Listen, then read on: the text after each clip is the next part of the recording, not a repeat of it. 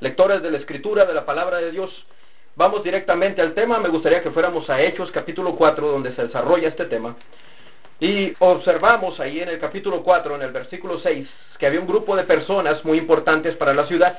Dice el versículo 6, el sumo sacerdote Anás y Caifás, Juan y Alejandro, y todos los que eran de la familia de los sacerdotes. Todos estos estaban reunidos. El propósito de esa reunión es poder saber cuáles eran los propósitos de Pedro, que estaba predicando el Evangelio. Y querían que Pedro ya no siguiera predicando el Evangelio. Pero Pedro menciona unas palabras que nosotros queremos desarrollar el tema sobre estas palabras, diciendo en el versículo 12, en ningún otro hay salvación, porque no hay otro nombre debajo del cielo dado a los hombres en que podemos ser salvos. Hay algo tan importante a través de la Escritura, y más a través en el libro de los Hechos, que quiero exponerle, hermanos y queridos amigos. En el capítulo 17, Pablo, otro de los apóstoles, se acerca a una ciudad que era Metrópolis, una ciudad muy importante. Y cuando llega a esta ciudad, la ciudad de Atenas, ahí se encontraba la universidad más grande del mundo en aquel entonces. Se encontraban algunas personas que tenían diferentes conocimientos, y era el centro de la filosofía, de la literatura, de la ciencia y del arte. En aquellos lugares, las personas que enseñaban en esos lugares, Sócrates, Pericles, Demóstenes, Platón, entre otros. Y esta enseñanza que ellos tenían para con las personas, les habían mostrado que tenían toda la sabiduría y todo el conocimiento del mundo.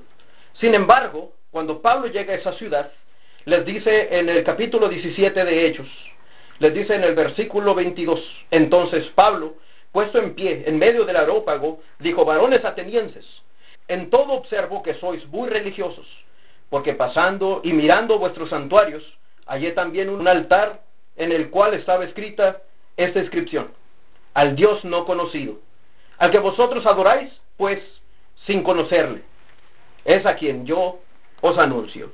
Qué interesante es esta palabra, al Dios no conocido, al Dios que vosotros no conocéis. Amados amigos, hay un Dios que mucha gente no conoce. A Cristo mucha gente no lo conoce. Podría desarrollarse diferentes criterios, diferentes informaciones a través del mundo y de la literatura, como también de la ciencia. Sin embargo, la gente no ha conocido a Jesucristo y no ha conocido su Evangelio. Necesitamos nosotros, todos nosotros, necesitamos comprender este Evangelio del cual Pablo enseñaba a las personas de Atenas. En aquel lugar que se consideraba el lugar más importante de todo el mundo, les hacía falta algo, el conocimiento pleno de la verdad, del cual quiero yo explicarles. Quiero que observemos, por favor, allá en Filipenses, capítulo 2, y dice de esta manera, hablando acerca de Jesucristo. Hoy quiero hablarle de Jesucristo. Dice el versículo 6, el cual siendo en forma de Dios, no estimó ser igual a Dios como cosa a que aferrarse. Él teniendo todas las posibilidades, teniendo toda su majestad, decidió tomar forma de hombre para dejarnos un ejemplo a nosotros, a usted y a mí, a todos nosotros, con el propósito de que usted comprenda cuál es esta salvación de la cual estamos hablando. Dice el versículo 7, sino que se despojó a sí mismo. Lea bien, por favor. Dice la Escritura, versículo 7, sino que se despojó a sí mismo. Despojarse a sí mismo indica que nadie le despojó, nadie le quitó, nadie le arrebató, nadie le separó. Se despojó, versículo 7, nuevamente claro, sino que se despojó a sí mismo, tomando forma de siervo, hecho semejante a los hombres, y estando en la condición de hombre, se humilló a sí mismo, haciéndose obediente hasta la muerte, y muerte de cruz. Dentro de este mensaje que estamos observando, Pablo hablaba a los hermanos de Filipos, aquí en el capítulo 2, entre estos versículos, que Jesús, estando en forma de Dios, dejó aquella forma para tomar forma de hombre, para que usted y yo no solamente conociéramos su Evangelio, sino que viniéramos a la salvación a través de él. Y cuando describe el pasaje en el versículo 7, sino que se despojó a sí mismo, tomando forma de siervo, hecho semejante a los hombres. Quiero que reconozca algo y quiero que observe algo. Vino a tomar forma de siervo. Muchos de nosotros no queremos ser siervos. Muchos de nosotros no queremos servir a otros. Usted podría observar aquellas grandes personas dentro de la ciencia, dentro de la literatura, aquellas personas que ofrecen sabiduría en el mundo y no quieren formar parte de una servidumbre. No quieren ser siervos, no quieren humillarse, no quieren mover, no quieren trabajar. Desean enseñar y solamente enseñar. Amado hermano, Jesucristo vino a servir. Y vino a servirle a usted, porque le ama. Y aquí observamos la salvación de Jesucristo, que está llena de amor. Un amor del cual le ofrece a usted el perdón de pecados. Pero quiero aclarar unas cosas más. Dice la Escritura en el versículo 8, y estando en la condición de hombre, se humilló a sí mismo, haciéndose obediente hasta la muerte, y muerte de cruz. Jesucristo mismo fue obediente. Podríamos decir nosotros, ¿obediente a quién? Obediente a sí mismo, a su palabra. Y eso lo queremos explicar nosotros yendo a el Evangelio de Mateo. Quiero exponerle algunas cosas que encontramos ahí en Mateo. En Mateo capítulo 16, el propósito de Jesucristo es que usted venga a esa salvación. Mateo capítulo 16, dice de esta manera, en el versículo 18, hablando con Pedro mismo. Pedro adquirió todo este conocimiento que Jesús le dio, diciendo de esta manera: yo también te digo que tú eres Pedro, y sobre esta roca edificaré mi iglesia, y las puertas del Hades no prevalecerán contra ella. Jesucristo establece su iglesia, y Jesucristo habla de ese establecimiento: estableceré mi iglesia. Y también le dice a Pedro: y a ti te daré las llaves del reino de los cielos. No significa que Pedro tenga unas llaves físicas, como las que utilizamos para abrir las puertas de nuestros hogares o para poder encender nuestros automóviles. Las llaves que él utiliza, o las llaves que él le dejó a Pedro, son las que tenemos aquellos quienes predicamos el Evangelio. Es para abrir las puertas del corazón, es para poder abrir las puertas del Evangelio a través de la predicación de la palabra de Dios. Lo que quiero mostrarle también ahí en Mateo capítulo 16, dice en el versículo 21, acerca de las cosas necesarias. ¿Por qué las cosas necesarias? Porque Jesucristo vino con un propósito, y el propósito es de salvar al mundo. Dice en el versículo 21, desde entonces comenzó Jesús a declarar a sus discípulos que le era necesario ir a Jerusalén y padecer mucho de los ancianos, de los principales sacerdotes, de los escribas, y ser muerto, y resucitar al tercer día. Era necesario, ¿se da cuenta? Querido amigo, quiero que observe el versículo 21, dice Jesús que era necesario. Las cosas necesarias de Jesús deben ser necesarias para nosotros, porque son vitales, porque dependemos de ellas, porque nosotros necesitamos de ellas para poder llegar a esta salvación. Pedro no había comprendido en este tiempo, no había comprendido aún qué tan necesario era. Sin embargo, Jesús le decía que era necesario. En el versículo 22 encontramos algo. Dicen algunas personas, así como Pedro, ¿por qué era necesario? ¿Por qué es necesario que Jesucristo muera? ¿Por qué es necesario que Él sufra? Versículo 22, quiero que lo observe, querido amigo. Entonces Pedro, tomándolo aparte, comenzó a reconvenirle, diciendo: Señor, ten compasión de ti, en ninguna manera esto te acontezca. Pedro no sabía. Pedro estaba ignorando algo principal.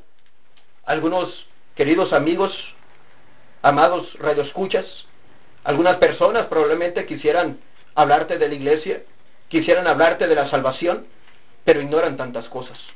Y cuando ignoramos cosas, pasamos cosas por desapercibido. En ocasiones consideramos que las cosas no son necesarias. Consideramos que no es necesario que Jesucristo muera por nosotros. Consideramos que no es necesario que Jesucristo sufra en la cruz y que dé su vida por nosotros. Consideramos también que no es necesario que Jesucristo resucite el tercer día. Sin embargo, Jesús dijo que es necesario. Versículo 21 nuevamente. Desde entonces Jesús comenzó a declarar a sus discípulos que le era necesario ir a Jerusalén, padecer mucho de los ancianos y de los principales sacerdotes y de los escribas y ser muerto y resucitar al tercer día. ¿Por qué? ¿Por qué le muestro estas citas? ¿Por qué le muestro las cosas necesarias que eran para Jesús? Porque era necesario para usted y para mí, para que viniéramos a la salvación. Quiero que observe, por favor, en 1 Corintios, capítulo 15, el versículo 3, dice Pablo así: porque primeramente os he enseñado lo que asimismo recibí, que Cristo murió por nuestros pecados, conforme a las Escrituras. ¿Se da cuenta, amado oyente?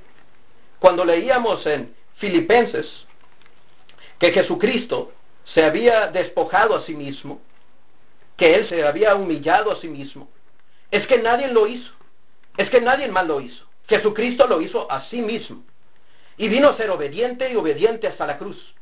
¿Por qué? ¿Por qué lo hizo así? Versículo 3, porque primeramente os he enseñado lo que asimismo recibí, que Cristo murió por nuestros pecados, conforme a las Escrituras. Él fue obediente a las Escrituras, Él fue obediente a su propia palabra. No cambió nada, dice el versículo 4, y que fue sepultado y resucitó al tercer día, conforme a las Escrituras. Querido oyente, lo que Jesús había hecho por nosotros realmente era necesario. Murió, sí, murió en la cruz, pero murió por nuestros pecados. No murió solamente para agradarse a sí mismo, ahora para mostrar que Él podía hacerlo, pero murió por nuestros pecados. También algo tan importante que hizo Jesús y que era necesario hacerse, dice allá en Mateo, quiero que lo observe por favor, Mateo capítulo 3, cuando Juan el Bautista, él enseñaba allá en el río Jordán, y vino Jesús a él. Dice el versículo 13, entonces Jesús vino de Galilea a Juan al Jordán para ser bautizado por él. Podríamos decir nosotros, ¿por qué? El bautismo es para el perdón de pecados. ¿Para qué quería Jesús ser bautizado? Mas Juan se le oponía diciendo, yo necesito ser bautizado por ti, y tú vienes a mí. Pero Jesús le respondió, deja ahora, porque así conviene. ¿Se da cuenta? Así conviene. ¿Qué indica esto? Que es necesario. Exactamente lo mismo, que es necesario. Deja ahora, porque así conviene que cumplamos toda justicia. Entonces le dejó. Y Jesús, después que fue bautizado, subió luego del agua. ¿Se da cuenta, amigo? Estaban en el agua. Tuvieron que descender al agua. Había un río, y ellos descendieron al agua juntos para ser bautizados. No fue rociado, fue sumergido en las aguas. Y aquí los cielos fueron abiertos, y vio al Espíritu de Dios que descendía como paloma y venía sobre él. Y hubo una gran voz en el cielo que decía, este es mi Hijo amado, en quien tengo complacencia. Quería decirle, amigo, que la salvación se encuentra en el Hijo de Dios. La salvación se encuentra en Jesús y en nadie más. No hay ningún otro nombre, no hay ninguna otra persona, no hay ningún otro ser que ofrezca la salvación. Jesús tiene un mensaje tan importante para usted y para mí. Jesús es el portador de la verdad, porque Él es la verdad. Y dice allá en Juan, ahí mismo donde estamos leyendo, pero en el capítulo 3, que llegó una persona que tenía un gran conocimiento en cuanto a la ley, y dice, este vino a Jesús de noche, y le dijo, Rabí, sabemos que has venido de Dios como maestro, porque nadie puede hacer estas señales que tú haces si no está Dios con él. Respondió Jesús y le dijo, de cierto te digo, que el que no naciere de nuevo no puede ver el reino de Dios. Fíjese qué importante es esto. Jesús le estaba declarando a un maestro de la ley, a una persona que vivía su vida y había entregado su vida a la ley, porque él consideraba que a través de la Escritura, a través de la ley, él podría encontrar la vida eterna. Pero la misma ley es la que da el testimonio de Jesucristo. La ley y los profetas dan testimonio de Jesucristo. Y ahora en este momento se acercaba a Jesús y Jesús le declaraba, de cierto te digo que el que no naciere de nuevo no puede ver el reino de Dios. Nicodemo, sorprendido, le dijo, ¿cómo puede un hombre nacer siendo viejo? ¿Puede acaso entrar por segunda vez en el vientre de su madre y nacer? Respondió Jesús, de cierto te digo que el que no naciere de agua y del Espíritu no puede entrar en el reino de Dios. Jesús le hablaba de ese bautismo, del cual él formó parte. ¿Por qué? Porque es necesario que las cosas así se cumplan.